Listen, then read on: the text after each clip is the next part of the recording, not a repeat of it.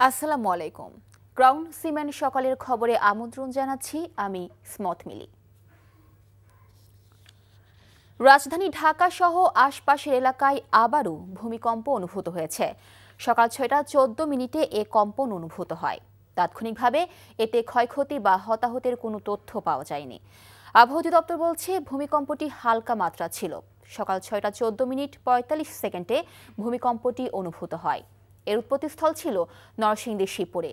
Richter স্কেলের মাত্রা ছিল 4.1। 13 দিনের ব্যবধানে নরসিংদীতে পঞ্চমবারের মতো ভূমিকম্প হওয়ায় মানুষের মাঝে আতঙ্ক বেড়ে গেছে কয়েক গুণ। রাজধানী ঢাকার আগারগাঁওয়ে বাংলাদেশ আবহাওয়া অধিদপ্তরের ভূমিকম্প পর্যবেক্ষণ ও গবেষণা কেন্দ্র থেকে ভূমিকম্পটির উৎপত্তিস্থলের দূরত্ব ছিল 38 কিলোমিটার উত্তর পূর্বে। ইউরো মেডিটেরিয়ান সিসমোলজিক্যাল সেন্টার জানিয়েছে ভূমিকম্পটির উৎপত্তিস্থল ছিল গাজীপুরের টঙ্গী থেকে 33 কিলোমিটার পূর্ব উত্তর পূর্বে আর নরসিংদী থেকে 3 কিলোমিটার উত্তরে। ভূপৃষ্ঠ থেকে এর গভীরতা ছিল 30 কিলোমিটার। সাবেক প্রধানমন্ত্রী ও বিএনপি চেয়ারপারসন বেগম খালেদা জিয়ার শারীরিক অবস্থা এখনও অপরিবর্তিত। লন্ডন থেকে আসা বিশেষজ্ঞ চিকিৎসক ডাক্তার রিচার্ড বিলি এরই মধ্যে কাজ শুরু করেছেন। চীনের চিকিৎসক দলও কাজ করছেন মেডিকেল টিমের সঙ্গে। রাতে চীনের আরেকটি দল ঢাকায় এসে পৌঁছেছে। এদিকে শুক্রবার দেশব্যাপী বাত জুম্মা মসজিদ, মন্দির, গির্জা ও প্যাগোডায় দোয়া ও প্রার্থনার আহ্বান জানিয়েছে অন্তর্বর্তীকালীন সরকার। গত সন্ধ্যায় খালেদা জিয়ার স্বাস্থ্যের খোঁজ খবর নিতে এভারকেয়ার হাসপাতালে যান প্রধান উপদেষ্টা ডক্টর মোহাম্মদ ইউনূস। সাবেক প্রধানমন্ত্রীর শারীরিক অবস্থা সম্পর্কে তার চিকিৎসক দল প্রধান উপদেষ্টাকে ব্রিফ করেন।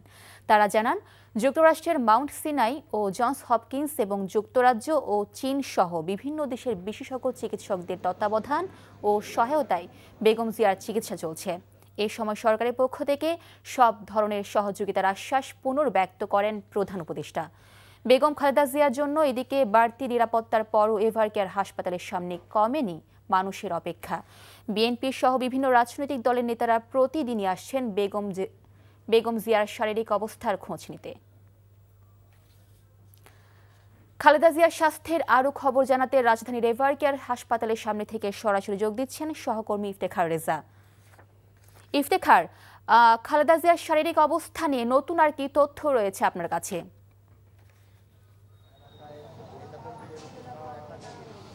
মিলি, গতকালের পর থেকে বা গত পরশুর পর থেকে বিএনপির যে আনুষ্ঠানিক ব্রিফ বেগম খালেদা জিয়ার স্বাস্থ্য সম্পর্কে, সেই আনুষ্ঠানিক ব্রিফ এখন পর্যন্ত হয়নি। তবে আমরা মুঠোফোন মারফত বিভিন্ন সূত্র দ্বারা জানতে পেরেছি যে বেগম খালেদা জিয়ার স্বাস্থ্যের অবস্থা এখন পর্যন্ত স্থিতিশীল রয়েছে এবং এর আগে গতকাল রাত 10টা 10 মিনিটে চীনের একটি চিকিৎসক বিশেষজ্ঞ দল 5 সদস্যের তারা এভারকেয়ার হাসপাতালে এসে বেগম খালেদা জিয়ার চিকিৎসায় যোগ দিয়েছেন দেশি এবং বিদেশি ডাক্তারদের সাথে, এবং এর আগে চীনের আরও 4 সদস্যের একটি দল এসে পৌঁছেছে। সর্বমোট 9 সদস্যের চীনের চিকিৎসকের বিশেষজ্ঞ দল বেগম খালেদা জিয়ার চিকিৎসা নিয়ে তত্ত্বাবধান করছে। এবং এর আগে গতকাল সকালে যুক্তরাজ্যের চিকিৎসক রিচার্ড বিল এসে যোগ দিয়েছেন। সর্বমোট বাংলাদেশ, যুক্তরাজ্য ও চীন সর্বমোট 3টি দেশের বিশেষজ্ঞ চিকিৎসক দল বেগম খালেদা জিয়ার তত্ত্বাবধান করছেন। এবং বিএনপির পক্ষ থেকে জানানো হয়েছে যে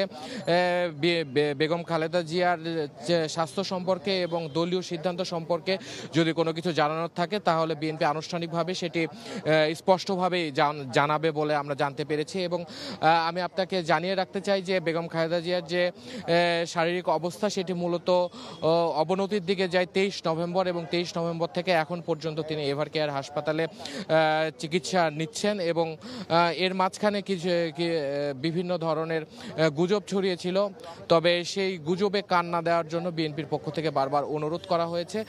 তবে তার শারীরিক অবস্থা কিছুটা অবনতির দিকে গেলেও এখন পর্যন্ত স্থিতিশীল রয়েছেন বলে জানিয়েছেন বিএনপির পক্ষ থেকে। এবং আমি আপনাকে জানিয়ে রাখতে চাই যে বিএনপি পরবর্তীতে যদি কোনো পদক্ষেপ নিয়ে থাকে সেটি মূলত আনুষ্ঠানিকভাবে গণমাধ্যমকে জানাবে।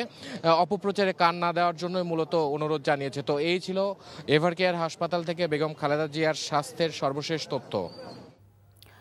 দর্শক, আমরা জানছিলাম বেগম খালেদা জিয়ার স্বাস্থ্যের খবর।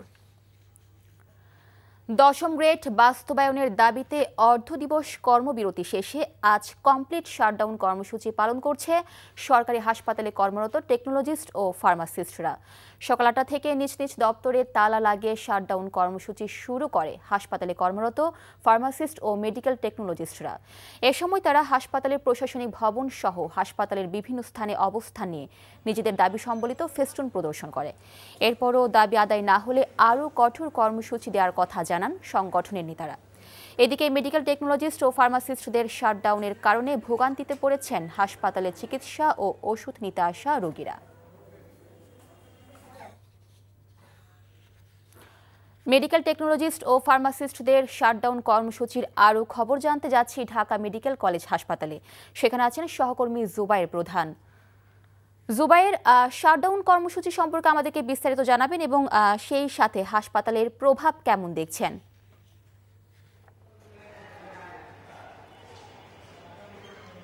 আমি হাসপাতালে অনেকেই এসে ঘুরে যাচ্ছেন, ঠিকমতো চিকিৎসা পাচ্ছেন না।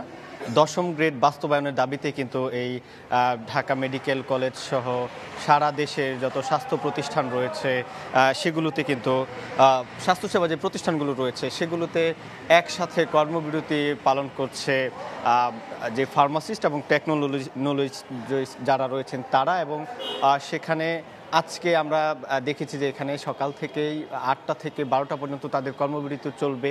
এর আগে তারা 30 নভেম্বর 2 ঘন্টার কর্মবিরতি পালন করেছিল। গতকালকে তারা অর্ধবেলা কর্মবিরতি পালন করেছিল।